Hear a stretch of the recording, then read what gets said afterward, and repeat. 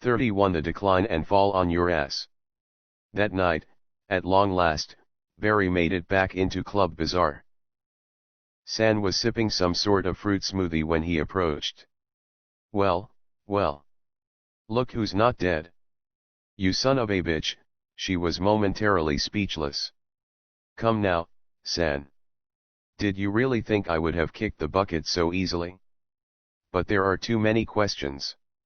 I'm sleeping under a rock in a copse of trees, and I haven't seen another human being for something like a month of solid walking.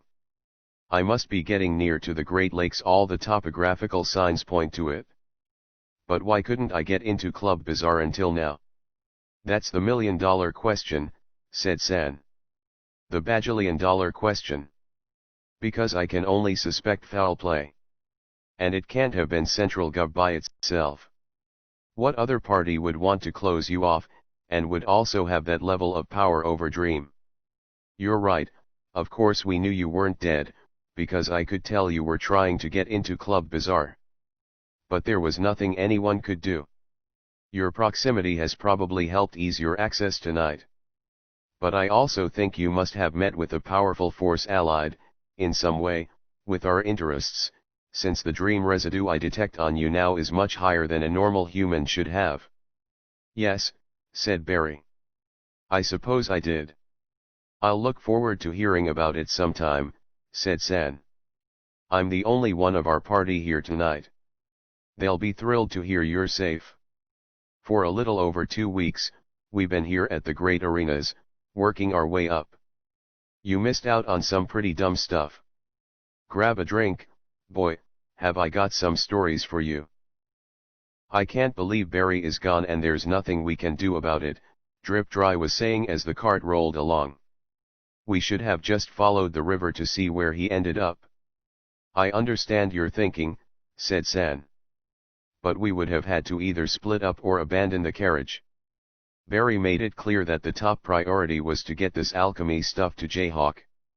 He's been repeatedly trying to get into Club Bazaar for the few hours of the night he seems to be sleeping. I don't understand it, how an educated guy like that can be kept out of a shared dream space. There's something weird going on here, but we know that he's alive and kicking. We'll meet up. Don't worry, Barry is a true scholar. To a scholar, anything is possible. I know, honey, Drip Dry said. Their relationship had blossomed after they were both forced to deal with the freak hyper-grizzly attack. They had run, it was all they could do, and had hightailed it out of those woods and onto a steady northeastern road that was taking them through yet more dry country. San had thought the Southwest was dusty. Hell, she knew the Southwest was dusty. Nobody was more qualified to talk about the Southwest. But this place. Damn. This place was the dust clearing house for the planet. On balance, these great United States were a dusty place. But they wouldn't be eating dust forever. Soon they should be rolling through miserable, drab plains and forests, almost more boring, she figured, than just looking at dust. These were some pretty tedious lands. Traveling absolutely sucked, San decided. Problem was, if you wanted to get anywhere, you had to do it. And if you didn't want to get anywhere, that just sucked even more. They came to a ridge.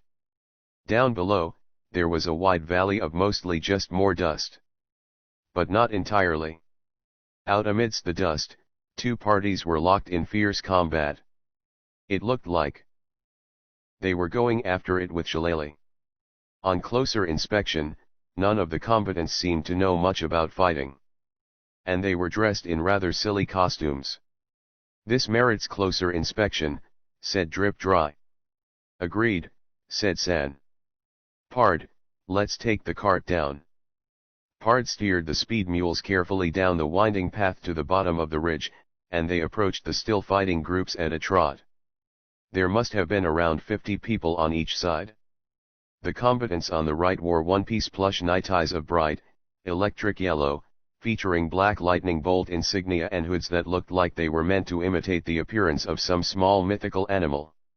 Little lightning-shaped tails of fabric hung pitifully from the back of these outfits, over the trapdoor butt flap. The other side looked hardly less ridiculous. They were dressed in outfits of all or mostly pink.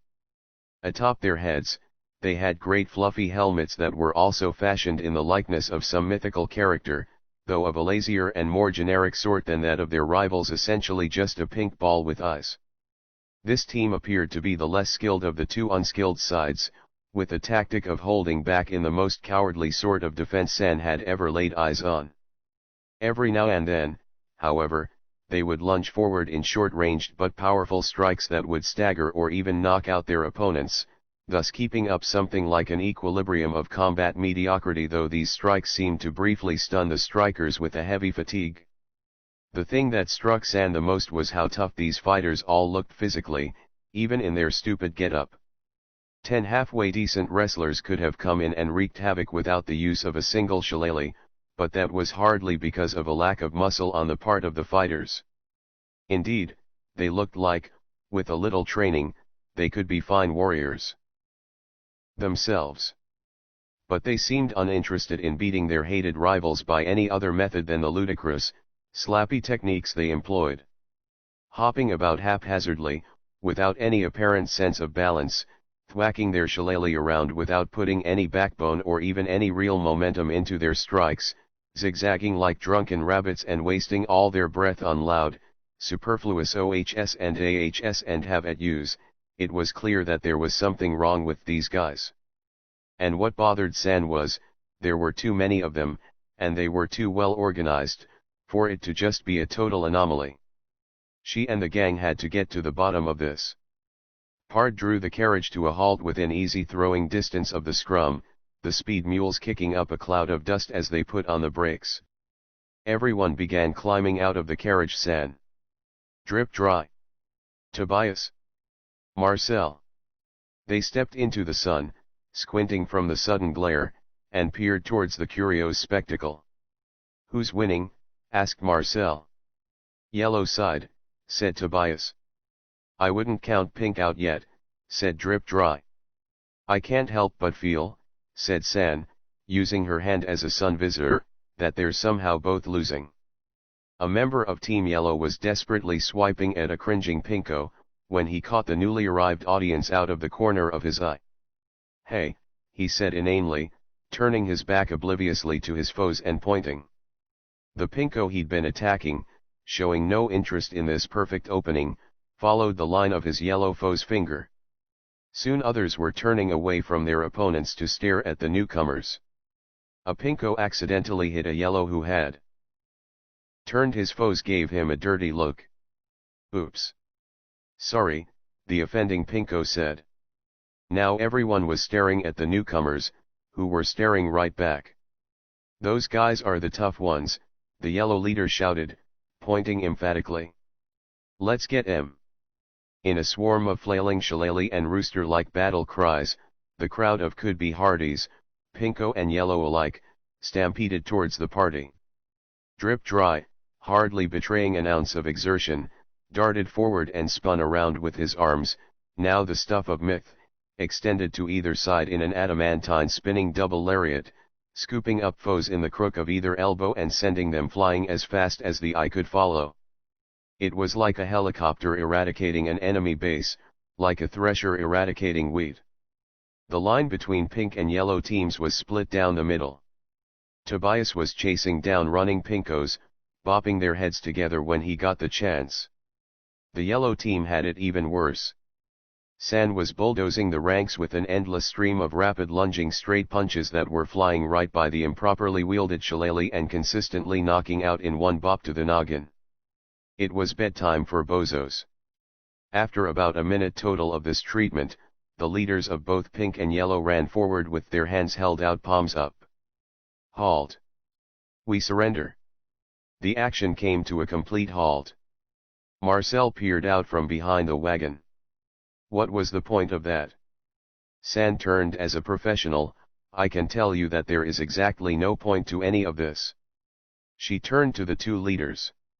Which is not to say we don't have questions. What's the meaning of all this? The yellow leader, a tall woman with pleasantly rounded facial features, looked at San incredulously, then shared this look around with the rest of the group. Huh, she said, ratcheting up the facial incredulity to the point that her body seemed to be bucking slightly with the contained force of her incredulity. Come on. Bro, don't come down to the battlefield if you don't plan on throwing down. Come on. She looked supremely self-satisfied with her reasoning, if still residually incredulous. The pink leader stepped forward. He was a stocky man with a rather whimsical-seeming handlebar mustache. These must be noobs to the arenas of combat. Welcome. We're just here doing some casuals, as is our ancient tradition, before our great contribution to the battles that are even now underway over yonder ridge. What battles? What battles? San did not at all like where this was going. You truly are ignorant of the great way, then. We are a clan as old as time. Before the time of the hungry ghosts, there were the feudal days of the dark assassins. The supercomens who wished upon the North Star, and made their dreams of might and conquest come true, no matter how lowly their station by birth. This was the age of the ancestors. Oh no. I was afraid of this. Are you guys here for EO? Yes. The pinko closed his eyes in rapturous contemplation. A gentle chant of EO. EO. EO welled up from the swarm behind him. What's EO? Asked Marcel, who'd ventured closer. It's a thing where a bunch of sickos get together and beat each other with sticks, said San impatiently. How much longer is EO going on? At least 2 months. Over the ridge and on the other side of the hotel is a valley even larger and dustier than this one. It's there that great and bloody main events are going on even now, filling the air with the sounds of valor. The floor has already been strewn with renowned competitors who simply couldn't keep up with the new systems. It's an EO to shatter paradigms, an EO that will be sung of for generations. And you've arrived in perfect time to see it. You lucky devils, you. San closed her eyes, focused on breathing evenly. How big, she asked quietly, is the attendance for this year's event? If you have to ask, said the yellow leader proudly, you're bound to be surprised. The speed mule snorted to the top of the ridge in the late afternoon, early evening sun. There, a short distance away, was a gigantic complex of drab, blocky multi-story buildings. Over the main entrance hung a giant sign, Yolanda Inn and Suites. A few paces past the back of this complex, the ground fell away in another ridge. Pard ambled the speed mules towards the stables for the inn. No stable hands seemed to be around. He parked. I'll go in and check on things, said San. She jumped out, felt drip dry reach out and tap her shoulder. Smock, he whispered. San rolled her eyes. Of course. She draped her smock quickly over herself and strode to the entrance. There was an odd sort of circular rotating room door thing. You went into this little circular room and spun these glass surfaces around on an axis. San couldn't see why there wasn't just a normal door, but whatever. The lobby was spacious, disinfectant clean, and soulless. What a weird inn this was. It smelled like they'd dumped a ton of lemon-scented cleaning fluid all over every surface, and the floor was oddly shiny. Did some kinda disinfectant fetishist run this place? It gave her the creeps. She turned to the reception counter. A woman with an authoritative air and a hairdo composed of tier upon tier of festive bouffanterie stood chewing gum. A small, shiny nametag announced her as Yolanda. Hi, may we help you? She demanded violently as San came up to the counter. There's nobody at the stables, San said. Yolanda sighed with an exasperation that seemed to be familiar to her, and immediately strode out the back, giving no indication that she would ever return. After about 2 minutes, she darted back in as abruptly as she'd left. We Polagas, she said by way of explanation, offering a tight-jawed smile. What can we do for you this fine evening? We're looking for space to sleep 4 people. For just 1 evening. You got anything? Yes, you are very lucky. Some rooms just opened up. Sore losers will sometimes head home early, it's the only way anything ever opens this time of the year. Oh Jesus help me. Those guys are going at it fierce this year, so I'm sure more guys will be leaving soon.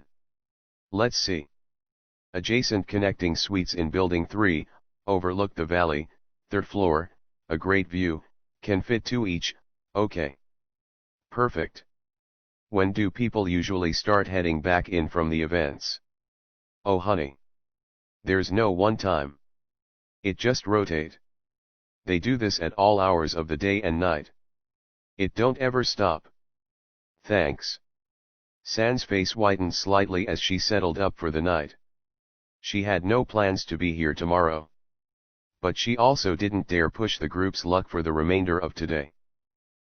Though there be a good hour of full light left. Who knew how many battles there were, all around? Who knew what moronic cry could spring ravening on a lone carriage in the night? Drip dry, Tobias and Marcel popped in. Everything's taken care of with the wagon, Drip dry said, so let's check out this so-called main event. San frowned, nodded. The quarrelsome quartet walked through the cavernous lobby, and down a narrow, drab hall which led to the back exit. They opened the door to an immediate sound of battle from over the ridge, muffled but distinct. There was the sharp thwack of shillelagh striking shillelagh, the idiot yell of the occulter in victory whoop, and defeat whoop. Mostly, all the sounds blended together, in an ominous hum of battle, a mighty thrumming of clumsy-footed pandemonium.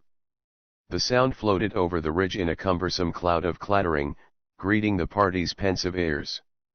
That doesn't sound like a small engagement, said Tobias. How many people can there really be who are interested in this? Asked Marcel encouragingly. The group crept towards the edge of the ridge, peering over. You gotta be kidding me, said San. The valley, a dusty, flat expanse, stretched nearly to the horizon on all sides. Within it, a battle was raging which, had it been fought by competent armies over comprehensible goals, would surely go down in legend for all time. Instead, it was a hurricane of nonsense, a tsunami of psychosis, and a typhoon of enfant terribles, that is, in the sense of terrible mental infants. Some factions wore traditional GI defiled all over with ridiculous writing, some featured puffed up, brightly dyed hair and too many oversized buckles covering every inch of clothing, and it only got stranger and more ridiculous from there. Every type of stupid, harebrained outfit seemed to be represented, on every type of body, most of them strong-looking to a greater or lesser extent, some of them merely heavy-looking. The colorful variety of mediocrity on display was dazzling. Only a haunted castle filled with mad children eating raw sugar at midnight could have produced fashions this outlandish. No sane grown person could have a scintilla of a connection with any of it. It was a sea of slapping in which wannabe warriors seemed to compete, not only for the most ridiculous looks, but for the most ridiculous strategies. Never had the image and good name of the venerable shillelagh been so tarnished in one place and at one time. It seemed that the tactics of the pinkos and yellows in the valley behind had been among the more practical of this strange competitive world.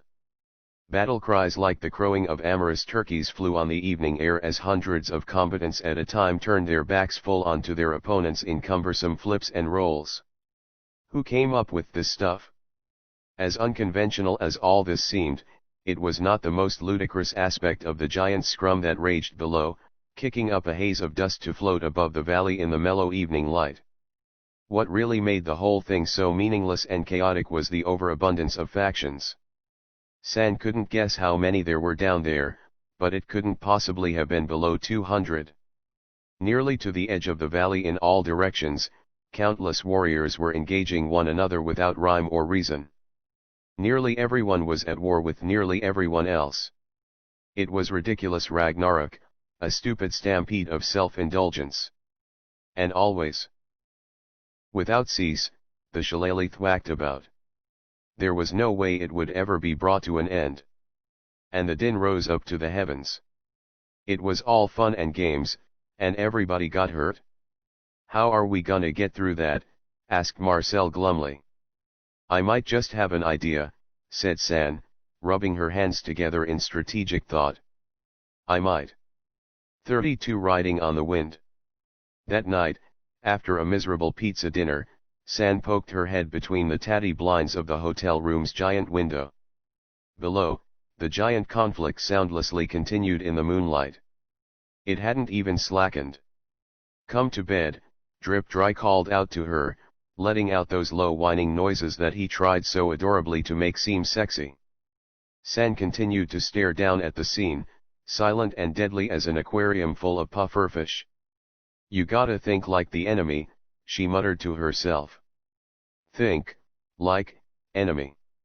At dawn, the group staggered into the breakfast buffet hall. It was packed to the edge with warriors in stinking costumes, caked in sweat and dirt, waiting implacably in the enormous line, then jostling one another for horrible-looking mounds of powder eggs with sausage, biscuits and gravy with sausage, pastry with sausage, and sausage greasy, watery little patties that made an unholy squidging sound as they were bitten into by flabby lip and ravenous mouth, consuming these horrible foodstuffs without moderation, discretion, or wisdom. The Yolanda Inn and Sweets kitchen must have had unlimited supplies. Gravy, jam, and syrup blanketed a thousand faces, like the fallout from some horrible anti-erotic ritual designed to cure one of any possibility of future desire for oral sex. The smell of the flatulence in here is about to knock me out, said Marcel. Come on, said San. We've got plenty of dry biscuit in the wagon. I have a plan. Drip Dry cocked a brow as they walked. Care to share this plan? What, you haven't guessed by now? You've just gotta think like the enemy. Nobody was minding the stables. San had to do a repeat performance of the routine of yesterday. Yolanda was still minding the counter. It was déjà vu all over again. San thanked her for the room and left, confident that they wouldn't be back. She hopped into the wagon, absent-mindedly throwing her smock into a corner. Where to? Asked Pard from his coachman perch. Drive to the bottom of the ridge. Okie dokie, Pard said. The speed mules navigated the winding road down the ridge with the same care they'd shown previously, but a good deal more nervousness. The sound of battle was deafening. If anything, there might have been more battling going on this morning than there had been before. There was a small open spot at the bottom of the path, where the cart could just fit. After that, it was cluster crunch all around. San rummaged through Barry's alchemical corner. Here it was the ingredients. And yes, he did have all the right stuff. Oh, bless the wonderful climate of the Pacific Coast forests, with their abundance of mushrooms and herbs. Here was the blessed angelico leaf, and here the notorious buobo spore. She ate the spherical fungus in one bite. Gagged, nearly vomited. It was even worse than she had expected. But it should do the trick, if she's learned anything from Barry about the alchemical control of bodily functions. And combined with her already considerable Wiccan knowledge of the same, she could work an incredibly stupid miracle. Aha, some string. Nice. The speed mules were pensively clopping down the last stretch to the bottom. What is your plan? Drip Dry yelled to San over the now deafening battle din. You gotta think like the enemy. If they want infantilism, they got it. What? San began tying the string around the angelico leaves. 1, 2, 3 leaves and 3 pieces of string.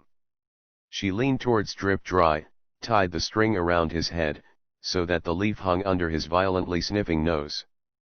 Good, you're the hard one to tie it around, with that head shape, she told the bewildered Drippa. Then she handed one to Marcel. Tie it up under your nose, she said, pointing to her nose and trusting to his intellectual faculties. She leaned into Pardoilio's coachman area and tied a string around his bewildered head, setting the angelico leaf right under his hairy nostrils. That smells nice, he said in surprise. San nodded. As soon as you see an opening, just drive like hell. Pard nodded with evident skepticism. San climbed spider-like to the top of the carriage. She clung to the canvas of the roof with all four limbs. The fighting was going on close around them, oblivious to their presence so far. Now was the time to act. San geared up. Why am I telling you this? She asked Barry as she drained the rest of her smoothie. What's wrong? This is the most embarrassing moment of my career by a long shot. San Wordle. I have never known you to be prudish. You say you consumed buovospore? I can well guess at what happens next. I mean, of course you can. But it's not prudishness, it's that I feel like I sank to their level. You had to do something. And all those EO idiots do is hit each other with sticks all day and night. Why do you think taking positive action to solve a real navigational problem is at their level? It's the infantilism, Barry. The infantilism. Barry looked at San without expression. It has nothing to do with prudishness. Did you enjoy it? Now it was San's turn to give Barry an expressionless look. Barry returned the look. San kept looking at Barry, expressionless. Barry kept returning the look. San kept looking at Barry, expressionless. Barry kept returning the look. San smiled. You shoulda seen those assholes' faces. San got a good grip on the wagon, carefully gauging her body's pH levels. This would feel weird at first. She wished she had Angelico for the speed mules, but they would be fine, and there was no time to lose. She breathed in deeply through her nose and mouth, closed her eyes, and let out a mustard-colored cloud of gas from her rear end with such force that it rocked the whole wagon as in a gale, causing the already nervous speed mules to bray loudly over the noise of battle. The effect took a moment, and it traveled outward from its base. Fighters turned, looks of revulsion on their faces, and then stampeded in the opposite direction, gradually forming a path for the wagon to travel through. Once they were conveniently well out of the way, they fainted. Soon there was enough space for the wagon to pick up some speed. Go! Go! Go! Go! San yelled down to Pard. He wasted no time. The speed mules only faltered for a moment before sensing that straight ahead was their best and only option for a quick exit from all this. Before the wagon had left the buovofart's strongest radial layer of effect, San, gripping the roof even more tightly, let out a bigger and more forceful rear-end chemical cloud, this one tinted with the tones of Hadean brimstone. It was like 1,000 rotten eggs had just popped out of the devil's asshole. With the cart already in motion, the force of the blast added a boost of acceleration to the speed mule's muscular canter. The path cleared faster than before. Now San was farting a larger, more powerful cloud, poisoning the air with sulfurous filth, causing an even faster acceleration to the speed mule's full gallop, clearing the path even faster, and probably clearing a hole in the ozone layer. They must have been moving a solid 95 km per hour and climbing, their path cleared for miles. San laughed maniacally. She was an unhallowed Moses parting a Red Sea of imbeciles. I'm the God, she called out to the world at large.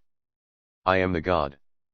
She let loose an anal cloud that was quite literally rimmed with flames, rising into the atmosphere like a tourist blimp from the Stygian abyss. If the blocky wagon went any faster, it would be damaged by the wind resistance. On either side of their path, unconscious fighters were mounted in a solid wall. A small flaming trail followed behind them. It was smooth sailing all the way through. The other side of the valley was significantly less populated by battles. Along with being farther from the Yolanda, it seemed that word had spread quickly, and most fighters had prudently cleared out before the chemical warfare apparatus arrived. Drip Dry and Marcel looked out the windows at the carnage left behind, their blessed under-nostril Angelico leaves guarding them from unconsciousness. All across the plains, colorful mounds of costumed fighters lolled over one another.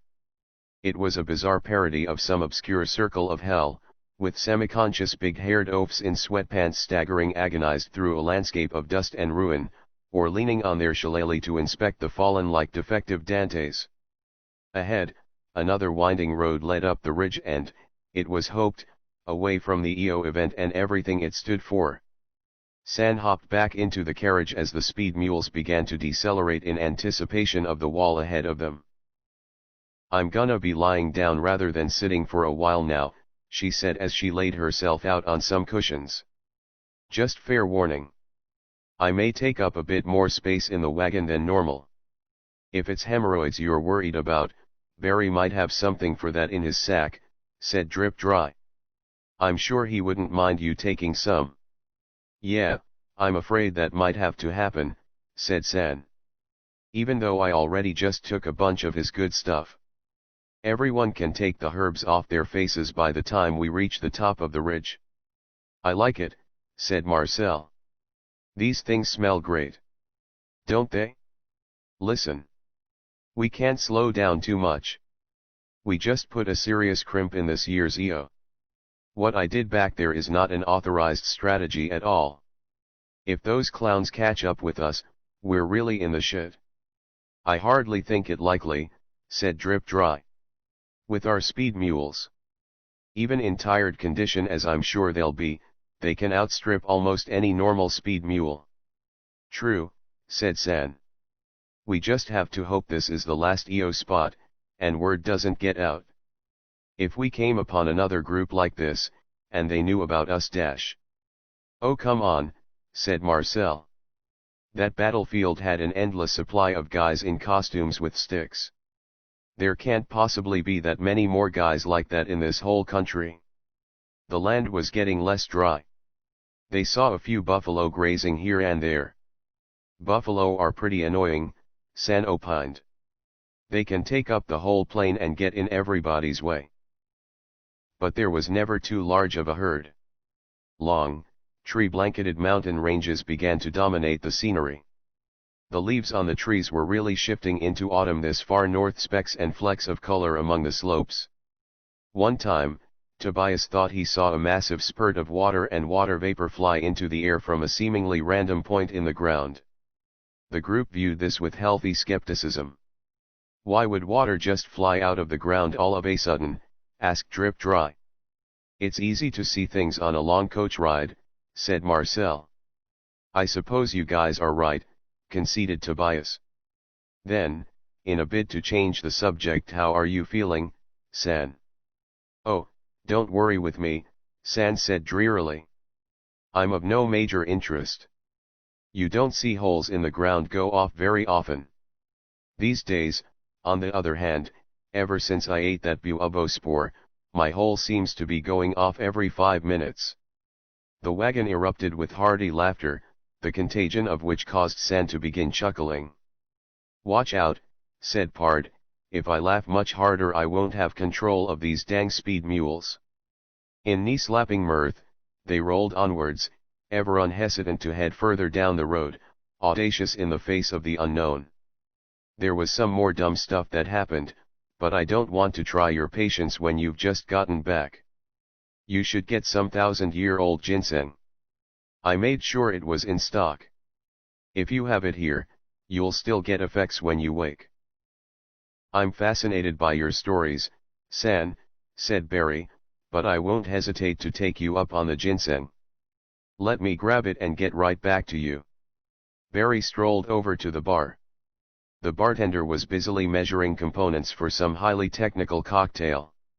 "Long time no see," he said, noticing Barry out of the corner of his eye as he mixed a display of bartenderly perception. "Give me just a moment. Someone's given you quite the assignment there, I see." "Yeah. A bit of a challenge. Those guys always like to try and challenge me." He distractedly pointed his face tendrils to two figures at the other end of the counter. Barry recognized them at once. One was Ronad Dork. The other. "Does that red mantis guy come in here often?" Barry asked.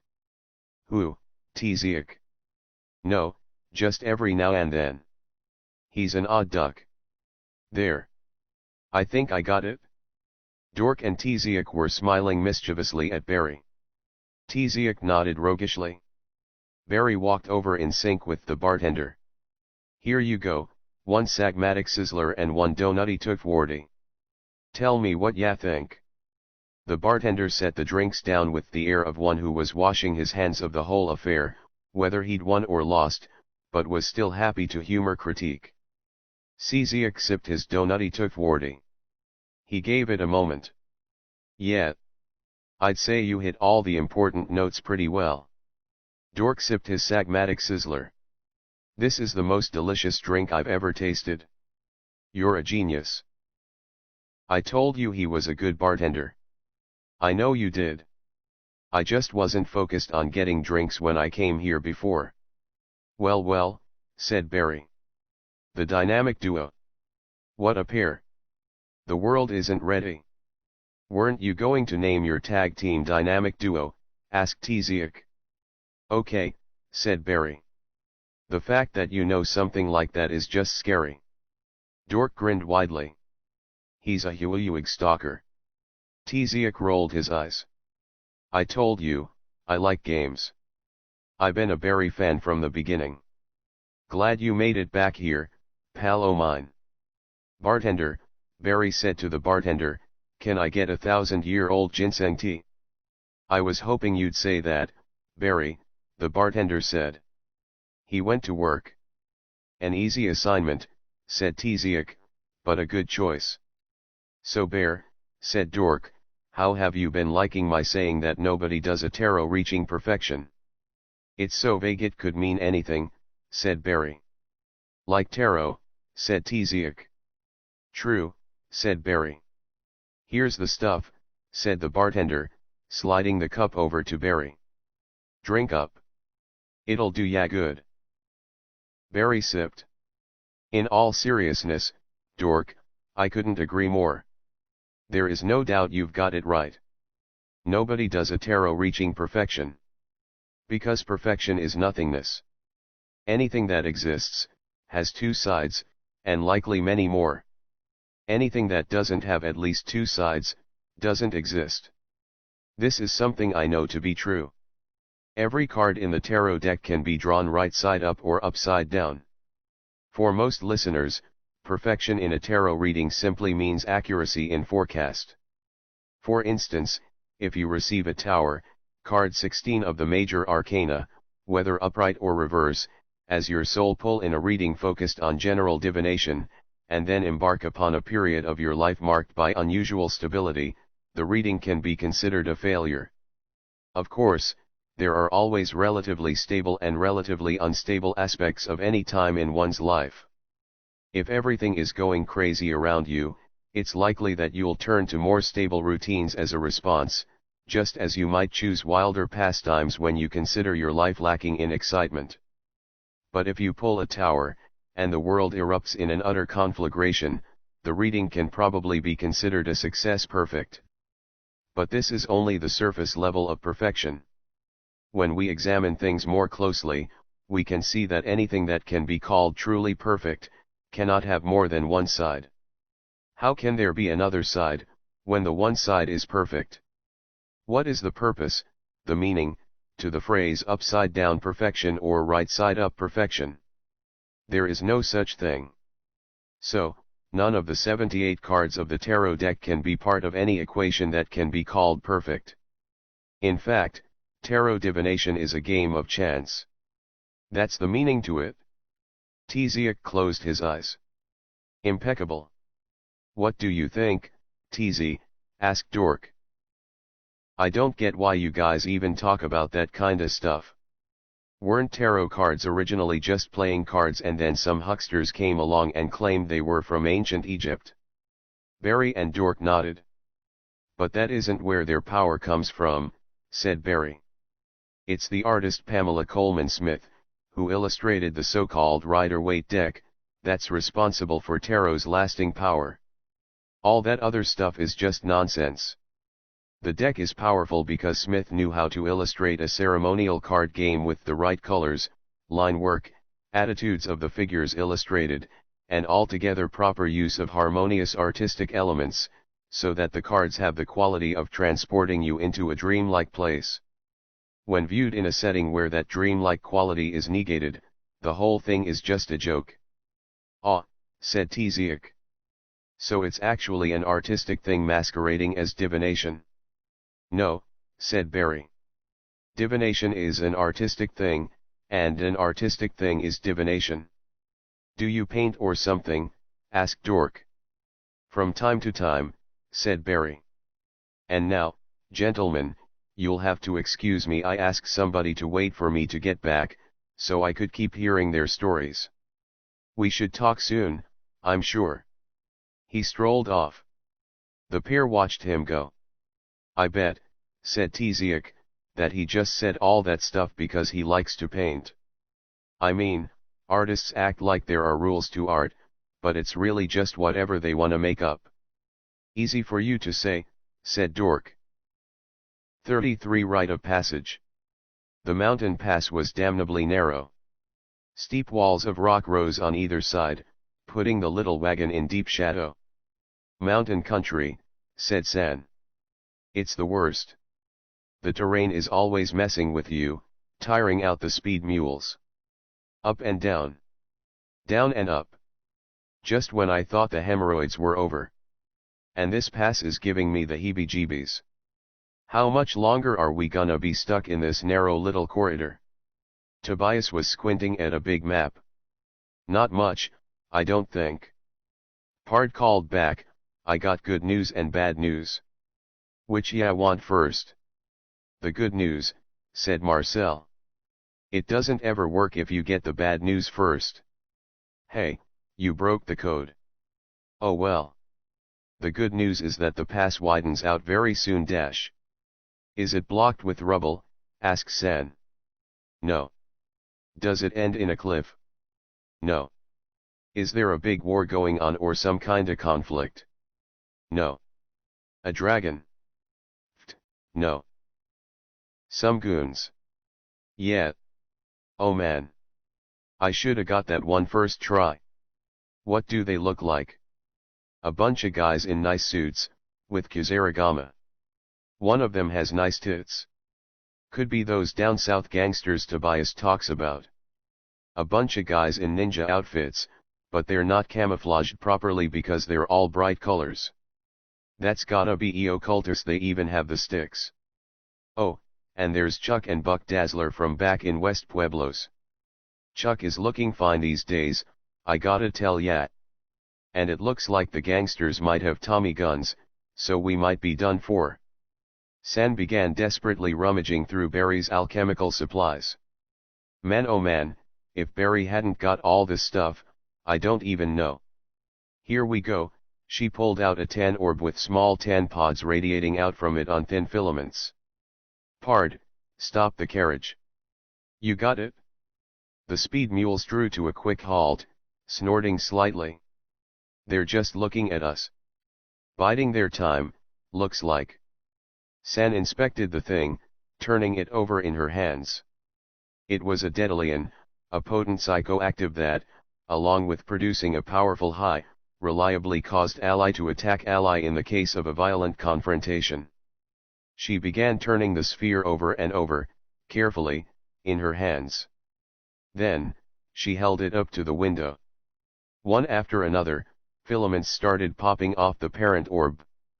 Soon, the sphere was bare, and the filaments, with the small pods at the end of them, were wafting along on a sudden air current that had invaded the still atmosphere of the pass bottom.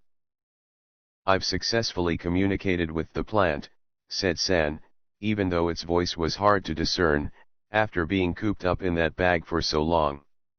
It has agreed with me that the best thing for it to do is to float its pods over to where those guys are blocking the pass. Watch what happens. San, Drip Dry, Tobias and Marcel all popped their heads out of the windows on either side of the cart. It was as Pard had said.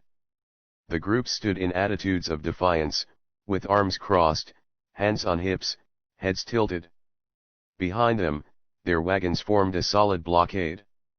At the head of the posse, Chuck, Buck, and a figure Tobias and Marcel identified as Neo-Zoo underworld mobster Boris stood in anticipation.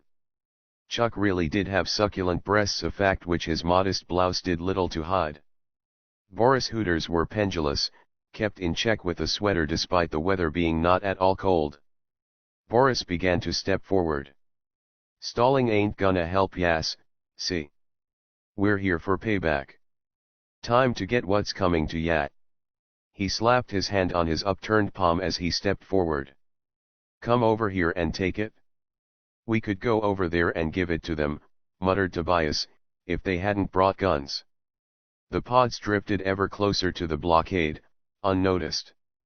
I better go out there, said Drip Dry, and do some yelling, to distract them. If they don't get entertainment, they might get trigger happy. Be really careful, said San. Drip Dry stepped out, walking forward slightly from the cart. Now see here, fellows, he said. There's no need for all this hoopla. We're just traveling entertainers trying to make a buck or two. What's with all the hullabaloo? Tell that damn witch who stole my wallet to get out here, yelled Chuck hoarsely. I don't think I know who you're talking about, said Drip Dry. The pods were almost in bursting range now. Yerh, don't try any that's, yelled Boris with a sneer. On my cold dead Siberian mamashka's grave, I knows the types of tricks. What's that funny smell? The pods were popping. Fragrant pollen exploded into the air, dusting everything. The onset was rapid. The tension of the three groups eased away considerably. The multicolored ninja began to dance around, wiggling their hips and swaying from side to side to the rhythm of some jazzy number only they could hear. The mobsters had their faces scrunched up, chuckling at a joke none else were privy to. Chuck unbuttoned the top button of his blouse, an airy expression on his chiseled face. Even Buck seemed to loosen up. Oh no, Boris was yelling. Oh no you don't. You and your cheap witch enchantments. Well not this time. Not this time. I'm gonna give it to Jazzy. Like, he charged at Chuck Dazzler, let his fist fly directly into the giant's left breast. The breast rippled for a moment from the impact of the blow, causing Chuck's open cleavage to flounce slightly. Chuck looked down at Boris with profound disdain. And, undiscouraged, Boris struck Chuck's other breast with just as hard a blow, causing a similar result. And, before Boris could take further action, Chuck grabbed his arm and lifted him bodily into the air with one hand. It was monstrous to behold. Oh snap, said Boris. Chuck took his other hand and grabbed Boris' crotch in an iron grasp that caused the little man to wince and let out an "aaaaaoog" sound. He then transferred the hand gripping Boris' arm to his face, gripping and covering it with his mighty palm. Hoisting Boris aloft, Chuck began to spin on his own axis. His luscious breasts trailed behind the rest of his body slightly in a continuous sideways flounce as he picked up centrifugal force.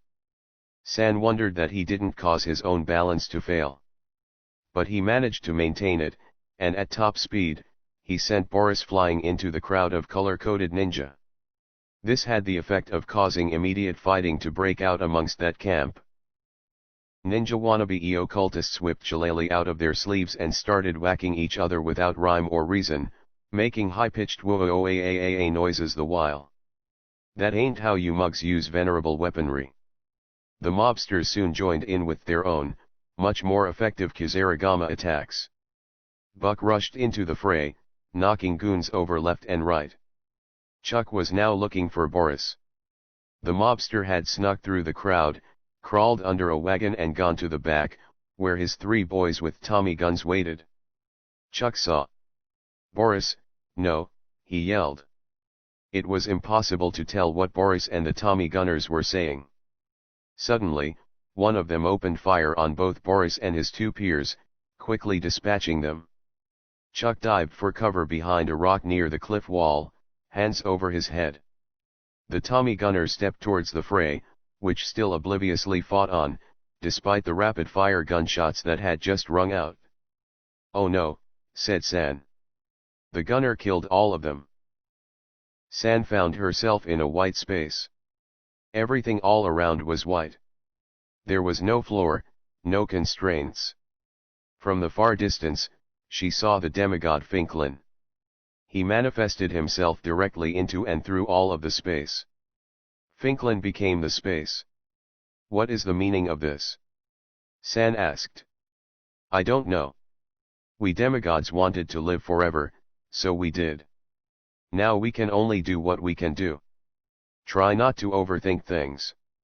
I will overthink things, said San. Yes. Yes, I guess you will. Freedom is precious. You beat me. How can I deal with the guns? How? There was a light, and a heat. Don't worry, Finklin said, waving his arms, which spanned that white universe. I'll take care of the guns for right now. Just go do your workings. It's an art. Everything worthwhile is an art, even if that's hard to understand. Nobody said that understanding comes easy. All of them, the confused gangsters, the dumb, innocent live-action role players, Buck Dazzler the great wrestler, Boris the fool, all of them lay dead and dying.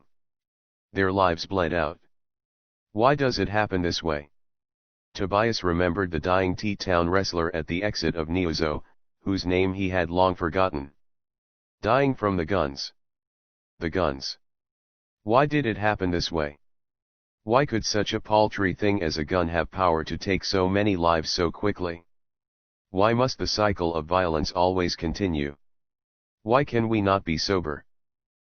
The Tommy gunner looked absently at his handiwork. Like a mechanical being, a robot, a cyborg, registering no consequence.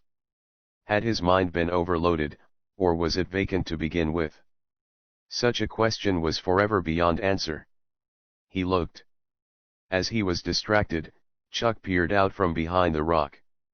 He saw the corpse of his brother. His face clouded, but though it was clear that his emotions were strong, overwhelming even, he kept them firmly in check. He wrapped his arms around the big rock and pulled upward.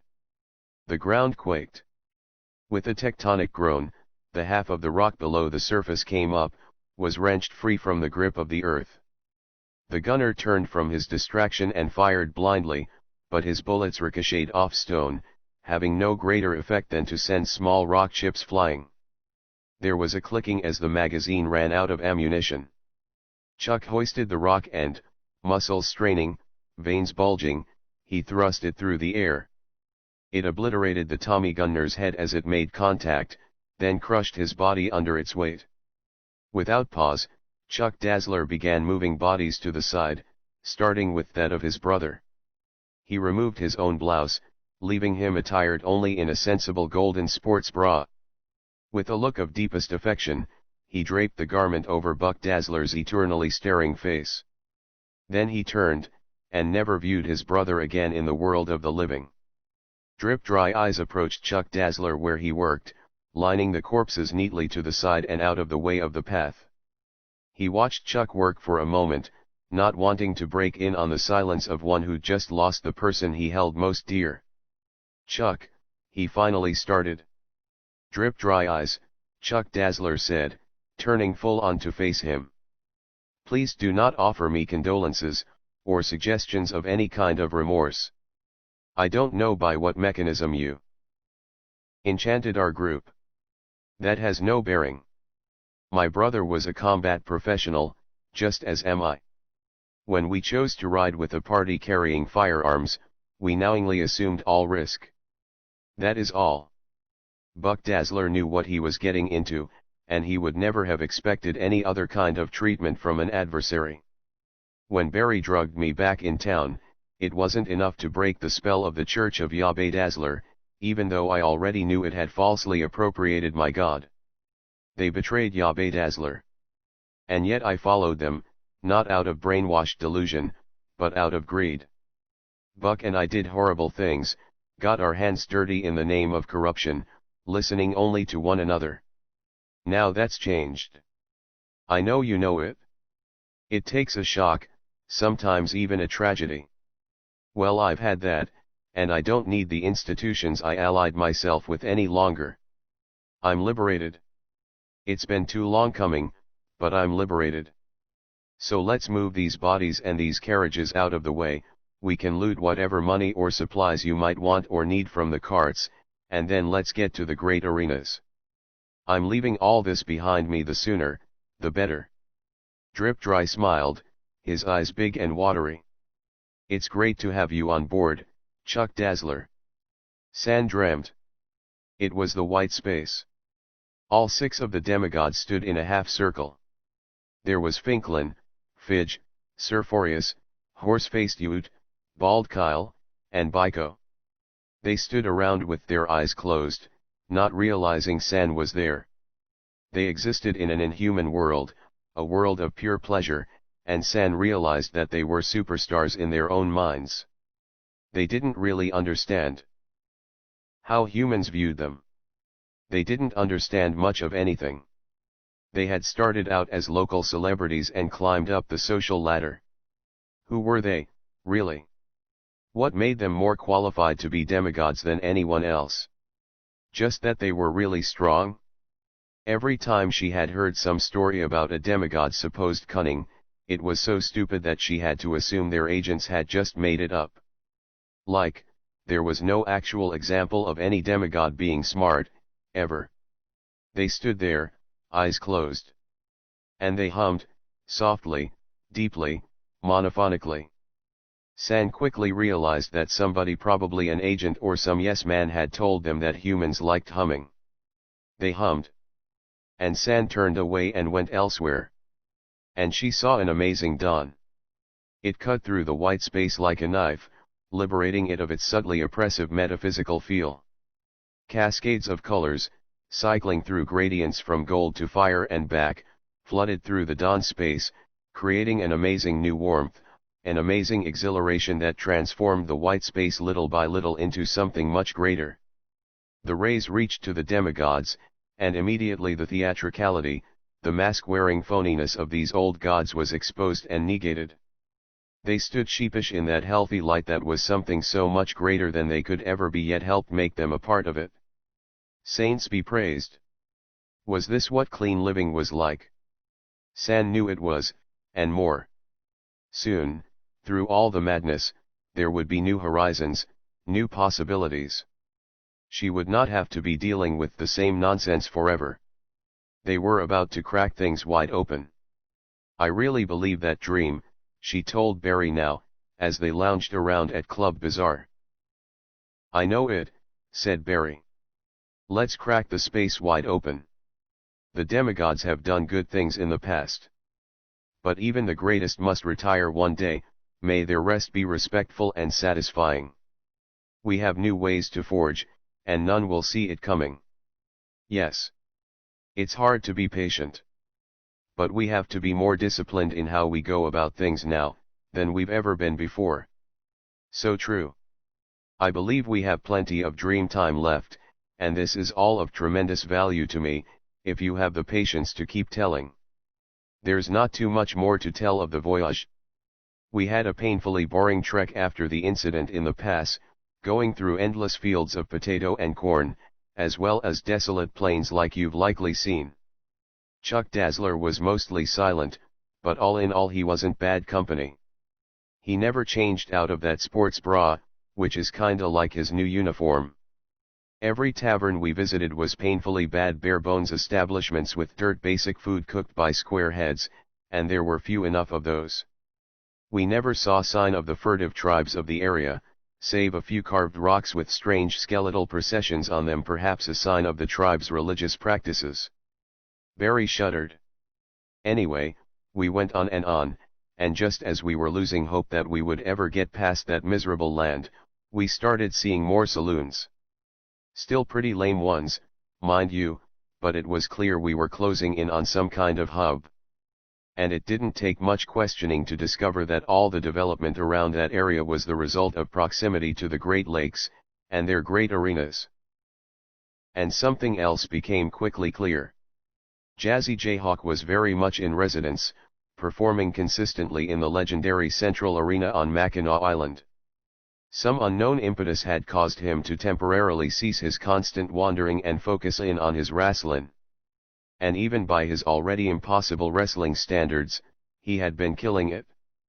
The feeling was that he couldn't possibly be beat.